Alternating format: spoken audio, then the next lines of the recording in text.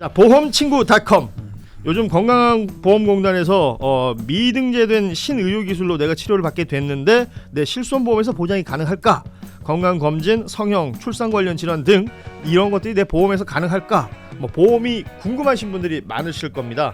그럴 때는 검색창에 보험친구닷컴을 검색하시거나 1844-0585로 전화를 주시면 됩니다. 이미 가입한 보험의 경우 뭐가 문제인지, 또 내가 가입한 보험은 어떤 장단점이 있는지, 보험에 관련된 그 어떤 질문이라도, 그 어떤 상담이라도 무료로 진행이 됩니다. 암보험, 종신보험, 실손보험, 또 화재보험, 배상책임보험, 운전자보험 등 모든 상품이 상담 가능합니다. 검색창에서 보험친구닷컴 혹은 화면에 보이는 QR코드로 접속하실 수도 있고요. 전화 1844-0585 어디든 연락 주시면 보험 관련된 친절한 상담 무료로 받아보실 수 있는 보험친구닷컴이었습니다. 다음 이야기는 이제 한겨레 운헬자의 강훈식 대통령 비서실장 인터뷰 기사가 있었습니다. 제목에서 보면 부동산 관련된 이야기가 탁 나와요. 공급 확대에 올인하겠다, 이런 표현을 썼고요.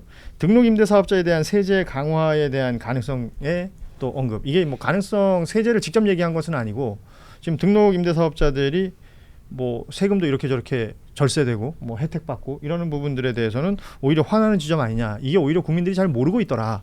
이런 내용들까지 인터뷰 내용. 긴 인터뷰는 아니었습니다만 주요 내용들이 이렇게 있어서 좀 소개를 해드리면서요. 이게 때마침 23일이죠. 대통령 주재로 부동산 토론회가 열리게 되는데 어떻게들 보세요? 저는 이 토론회 관련된 국민의힘의 반응들을 좀 모아봤는데 표현이 이렇습니다. 노무현, 문재인에 이어 부동산 폭망 3대 세습, 이런 표현이 있고요. 23일 토론회라는 건 이미 답이 정해져 있는 답정너 토론회이고 국민 훈계 토론회로 끝날 것이다. 이런 표현을 장동혁 대표가 있고, 안철수 의원은 이번에 이제 KB국민은행이 주담대 한도를 3억 원으로 낮춘 부분, 이 부분을 얘기하면서 KB국민은행은 국민이라는 이름을 쓸 자격이 없다. JM 제명은행으로 이름을 바꿔라. 정권의 눈치 봐서 그렇게 했다라는 취지의 발언을 했습니다. 어떻게들 평가하십니까? 그냥 말씀드리면 저는 그래서 서울, 성남, 용인 패배가 아쉽다는 거예요. 요번에 이걸 이겼어야 부동산 개혁이 더 힘있게 추진됐었는데 요 패배 이전에는 부동산 정책, 이재명 주행 부동산 정책에 잘한다라고 했던 것이 좀 높았어요. 근데 이 패배 이후에 확 떨어지고 부동산이 마치 패배의 전부 이유인 양 좀 돼버렸거든요. 예. 그 부분은 좀 안타까운데 어쨌든 간에 지금 상황은 개혁에 있어서 좀 불리한 거라고 생각은 들어요. 그런데 저는 함부로 이 부동산 공급 확대, 정부에서 공급 확대 하겠다고 한 게 벌써 한 8개월, 9개월 전이거든요. 이 국토부가 발표하겠다, LH를 통해서 발표하겠다고 한 게 아직도 발표 안 하고 있어요. 그래서 그것도 좀 아쉽고, 그다음에 지금 가장 불만이 있어 하는 게 은행 대출이 억제돼서 부동산 건설 경기가 나빠지는 거잖아요. 이것도 지금 지역별로 좀 차등을 둬야 된다고 생각하고, 저는 이거에 대해서 동의 안 하는 분이 많을 수 있지만 저는 보유세는 올리되 그 거래세는 좀 완화해야 되는 것도 좀 심각하게 고민해야 할 때가 된 거 아닌가. 그리고 3대 메가 프로젝트 있잖아요. 이거 성공해야 이 서울에 있는 그 수도권에 있는 집값 떨어뜨릴 수 있는 유일한 대안이다. 저는 이렇게 한번 총괄적으로 정리하고 싶었어요. 예. 네. 박성민 최고는 네. 부동산 관련해서는 어떻게 판단하고 계세요? 저는 일단 지금 그 대출 시장이 이제 줄어든 거, 그러니까 그 금액 자체가 줄어든 거를 되게 크게 느끼는 것 같아요. 특히 젊은 신혼부부들이나 청년들 입장에서는 약간 답답하죠. 그러니까 지금 공급 확대한다, 말씀 잘해주셨는데 공급 확대한다는 얘기가 나왔는데 나온 지가 언젠데 뭔가 체감되는 게 없다. 예. 그런데 대출은 막히고 세금은 뭔가 더 거둘 것 같은 기조. 그러니까 이대로 가면 저는 좀 정부의 부동산 시장, 부동산 정책에 대해서 좀 우려와 어떤 그 신뢰하지 못하는 마음들이 더 커질 거라는 생각은 들어요. 그래서 지금 저도 강훈식 실장 인터뷰를 봤더니 이제 뭐 비거주 투자 목적 주택의 세제 혜택을 조정하겠다. 그리고 1주택자도 과세를 논의하겠다라는 부분에 대해서 그러니까 초고가 1주택을 대상으로 해서 과세 얘기를 했지만 그러니까 결국에 지금 정부한테 기대하는 것은 그러니까 내가 내 삶에서 지금 집 문제로 힘들어하고 있는데 좀 이 부분을 확실하게 해결해달라라는 요구인 거잖아요. 그러니까 집값이 상승하는 부분도 잡아달라. 그리고 비정상적인 집값도 잡아달라. 그리고 실제로 정말 집을 투기 목적이 아니라 내가 진짜 살려고 지금 집을 구하는데 힘들다라는 얘기를 계속하고 있는데 뭔가 이제 세금에 대한 얘기 그리고 지금 대출은 막혔다. 그러니까 이런 부분들에 대해서 정부가 조금 더 답을 구체적으로 내놔야 되는 거 아닌가? 그러니까 이 부동산 시장을 정상화하는 문제와 지금 사람들이 삶에서 당면하고 있는 부동산으로 인한 어려움을 해결하는 문제는 같이 갈 수 있는 부분이잖아요. 근데 요즘 조금 느끼는 건 메시지의 방향이 부동산 시장의 정상화를 위한 어떤 조치에 좀 초점이 맞춰 있다 보니까 좀 체감하기 어려운 부동산 정책이 된 것 같다라는 우려는 있습니다. 부동산 정책이라는 게 이제 정권들마다 굉장히 힘들어하는 현상으로 우리가 이해를 하고 있습니다. 그 부동산에 있어서 뭐 수요 공급부터 시작해서 다양한 이야기들이 하고 있지만 이제 부동산 정상화라는 말이 가지고 있는 창뜻은 서울 아파트 값을 내려야 한다라는 취지 아니겠습니까? 그러면 이제 내리는 일련의 과정 속에 지금이 무슨 과도기의 어떤 상황이고 좀 견디고 넘어가야 되는 타이밍이다라고 해석들도 하는데 그 과정 속에 이것을 예를 들어서 부동산 그러니까 집을 사야 되는 수요자들 입장에서는 이게 좀 이해가 되고 설득이 돼야 되는데 그 부분에서 뭔가 턱턱 걸리고 있는 것 같다라는 느낌이 듭니다. 그리고 정치권이라는 게 뭐 거의 평균 2년에 한 번씩은 또 전국 단위 선거가 있다 보니까 선거 앞두면 또 뭐 얘기가 또 쓱 들어갔다가 또 쓱 나왔다가 뭔가 이제 시장만 보고 있으면 아파트 값이 체감상 내려가는 것 같지가 않으니까 그럼 나는 어떡하란 말이냐라는 얘기들이 동시에 지금 나오는 것 같습니다. 국민의힘 이야기로 넘어가겠습니다. 괜찮습니까? 네. 김무성 전 대표가 진짜 오랜만에 등장했어요. 이분은 오랜만이네. 별상에 계셨나? 롱타임 노시. 롱타임 노시. 영도다리에서 옛날에. 얼마 전에 지하철에서 뵀는데. 그래요? 지하철 타고 다니시더라고. 장동혁 대표가 최근에 이제 전국 그 집회가 있으면 이제 막 순회 집회할 때 막 현장에 나가기도 하고 그 올림픽 공원에도 나가고 하면서 본인이 직접 쓴 손 팻말 뭐 피켓이라고 하는 거 서해체로 적혀 있는 거 거기 보면 이제 이재명 대통령에 대한 반말 얘기를 계속 우리가 지금 방송에서도 했었는데 뭐 제명아 뭐 등등등 뭐 여러 가지 이야기를 썼던 것을 두고 김무성 전 대표가 이렇게 얘기했죠. 당에 당 대표가 설 자리가 없으니까 장외로 도는 것이다. 동의하십니까? 그러니까 장동혁 대표의 저런 행태가 구태라면 김무성 전 대표는 안 나서요 여기서. 근데 저건 구태가 아니라 변태거든. 그러니까 구태가 나서는 거예요. 김무성 대표는 구태라고. 알다시피 옥새 들고 나르샤 영도 다리로 나르샤 했던 분 아닙니까? 영도 다리 위에서 사진 찍은 것 중에 그 앵글이 가장 유명해요. 멋있었어요. 저는 영화의 한 장면 같아. 멋있었어요. 뭔가 약간 느바르 작품 같기도 하고. 생긴 것도 좀 그러시게 생기셨잖아요. 그리고 인천공항에서 가방 탁 밀면 노룩 패스. 이런 거 보면은 이제 구태 화신 아닙니까? 근데 저거는 도저히 그 구태 눈으로 보더라도 이해가 안 가는 장면이라서 기이하다. 그래서 저건 변태다. 이렇게 돼가지고 이제 그 참 김무성 대표가 이해 못할 정도니까 심각하죠. 아니 뭐 이 내용이 국민의힘 내부에서 장동혁 대표에 대한 비토는 지금 뭐 김무성 전 대표뿐만 아니라 여러 차례 다양한 형태로 나오고 있습니다. 그럼에도 불구하고 소위 말하는 이제 마이웨이를 계속 하고 있는 거니까요. 그런 와중에 리얼미터 여론조사 오늘 나온 거 기준으로 보면 정당 지지율도 민주당이 앞서기 시작했고요. 이제 뭐 몇 번 역전이 됐다가 다시 민주당이 앞서기 시작했고 국민의힘 핵심 지지 기반 중에 하나가 이제 부산, 경남, 울산, 부울경 쪽에 70대 이상 고령층에서 지지세가 국민의힘이 빠졌다.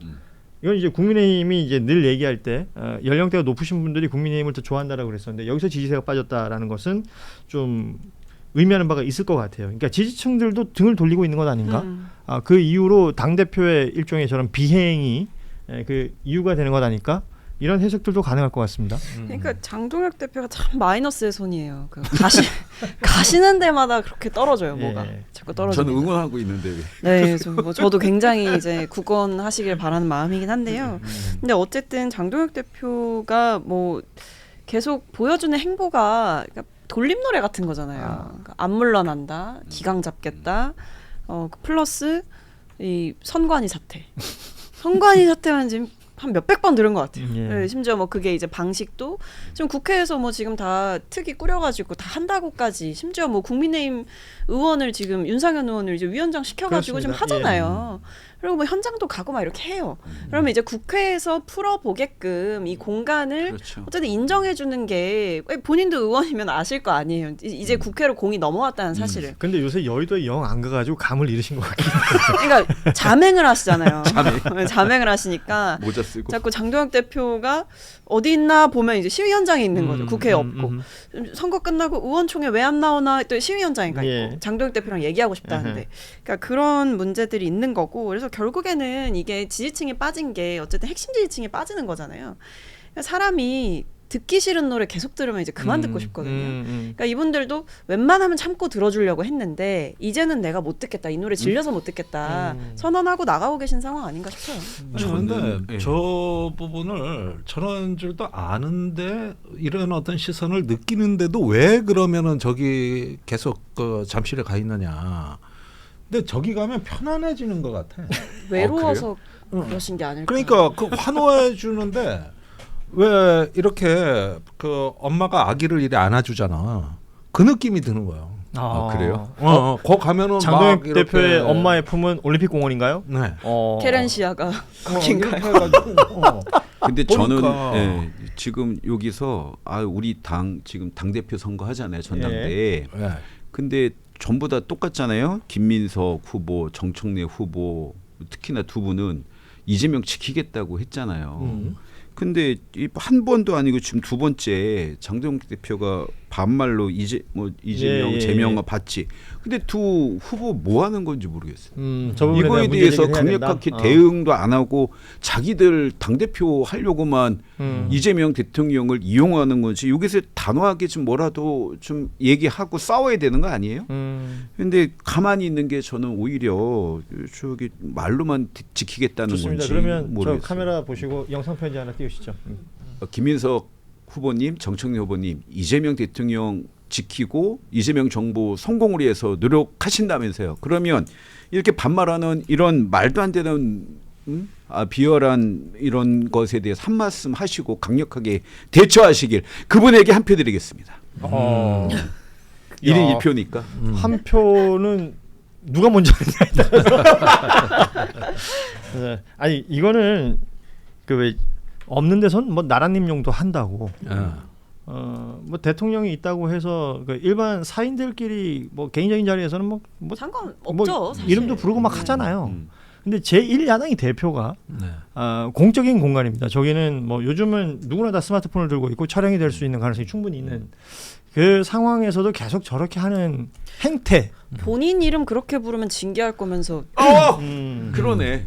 본인은 저렇게 저런 일을 아무렇지도 않게 그것도 대통령을 상대로 저렇게 한다는 그래서 게. 노인분들이 그래서 저 너무한다 하고서 지지 처리하는 거 아니에요, 저거? 그러니까 그런 것도 있을 수 있겠다라는 생각이 들어서요. 예. 자 그리고 국민의힘 오랜만에 등장한 안철수 의원 관련해서 이분도 또 오랜만이에요. 예. 이분도 롱타임 노십니다. 기자회견을 했습니다. 오늘 뉴스가 재밌어. 예. 한동훈 의원의 복당 반대 기자회견을 했는데 우리 당에 얼씬도 하지 마십시오 라고 했습니다. 비슷했어요. 이게 처음에는 SNS상에서 서로 이제 약간의 설전을 하다가 기자회견까지 했습니다. 저거는 어떻게 해석하십니까, 김정대 의원? 깜짝 놀랐죠. 갑자기 왜 저러지? 그리고 뭐 복당 움직임이 그렇게 가시화된 게 있나? 그것도 아닌 것 같고. 그래서 사실은 좀 생뚱맞긴 해요. 근데 이제 안철수 의원 논리를 가만히 들어보면 이게 뭔가 하는데 언뜻 느껴지는 감정이 예. 뭔가 좀 질투심 같은 감정. 네. 왜 혼자 영웅이 되냐? 혼자 영웅이 되는 서사를 만드냐? 예. 이런 거 아니 그러면 정치인이 자기 영웅화되고 자기 잘난 척하는 거는 인지상정 아닙니까? 근데 그걸 저렇게 또 뭔가 배가 아프다고 해서 나서는 이건 뭐지? 아, 배가 아파서. 그래가지고 이것도 뭔가 우리가 뭔가 모르는 좀 사연이 있기는 있는가 보다 하는 생각이 그들끼리 좀 어떤 드는데. 일종의 주도권 싸움 같은 것 아닐까? 그렇죠. 그리고 저 안철수 의원도 한때 정권 2인자였어요. 예. 국민의힘 저 윤석열 대통령 될 때 인수위원장 출신 아닙니까? 맞아요. 근데 뭐 거기서 그리고 따당했대잖아요. 정당의 창업 동지고 그러는데 인수위 때까지만이었어. 예. 그 이후 철저히 짓밟히고 귀싸댕이 맞고 모멸감 느끼는 당생활인데 아무것도 안 하면 아무 일도 벌어지지 않는다. 그 말 다 당사자니까요. 듣고 예. 그런데 그런 모멸감을 다 견디는데 한동훈에 대해서는 못 참는 거야. 예. 거기에 대해서는 아예 절대 그런 일이 없어요. 지금 보면 이 국민의힘이 지금 펼쳐지고 있는 뭐 장면 하나하나가 왜냐하면 의회 안에서 의정 활동이라는 게 없기 때문에요. 네. 지금 이제 국회에 참여를 안 하고 있으니까요.